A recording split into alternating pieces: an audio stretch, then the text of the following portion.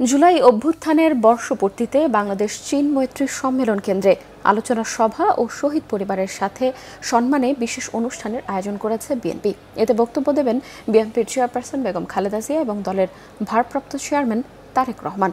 দর্শক, এই মুহূর্তে বাংলাদেশ চীন মৈত্রী সম্মেলন কেন্দ্রে রয়েছেন আমাদের বিশেষ প্রতিনিধি সিকান্দার রেমান। সরাসরি যুক্ত হব তার সঙ্গে।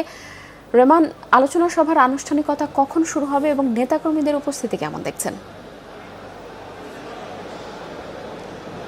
জি কনক, বেলা ৩টায় কিন্তু আনুষ্ঠানিকভাবে এই অনুষ্ঠান শুরু হওয়ার কথা রয়েছে, কিন্তু এখানে যেটি আমরা লক্ষ্য করছি খুব সকাল থেকে কিন্তু নেতাকর্মীরা এখানে এসেছেন। কেন্দ্রীয় নেতারা আমার পাশে রয়েছেন, অনেক নেতা ভেতরে দায়িত্ব পালন করছেন, অনেকে বাইরে রয়েছেন, কর্মীরা এসেছেন।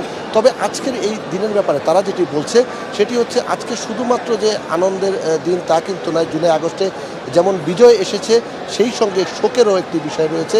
অগণিত মানুষ এখানে শহীদ হয়েছে, অনেকে আহত হয়ে পঙ্গু হয়ে এখনও হাসপাতালে রয়েছেন, অনেকের চিকিৎসা প্রয়োজন। এই বিষয়গুলো কিন্তু বিএনপি অ্যাড্রেস করছে। তারা বলছে ভবিষ্যতে যদি দল হিসেবে বিএনপি দায়িত্ব পায় সেক্ষেত্রে জুলাই আগস্ট অভ্যুত্থানে যারা আহত হয়েছে, যারা শহীদ হয়েছেন, এর পাশাপাশি গত ১৭ বছরে স্বৈরাচার বিরোধী আন্দোলনে যারা গুম হয়েছেন, বিশেষ করে যারা মারা গেছেন এবং যারা আহত হয়েছেন, প্রত্যেককে তালিকা ধরে ধরে বিএনপির পক্ষ থেকে বিএনপির ভারপ্রাপ্ত চেয়ারম্যান তারেক রহমানের নির্দেশনা অনুযায়ী তারা কিন্তু তাদের পাশে থাকবে।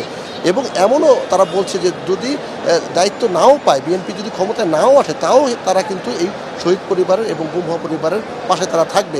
কারণ তারা বলছে এটা একটা তাদের দায়িত্ব, যে দায়িত্বটা আসলে জনগণের সঙ্গে জনগণের সম্পৃক্ত রাজনৈতিক দল হিসেবে তারা এই দায়িত্বটি পালন করতে চায়।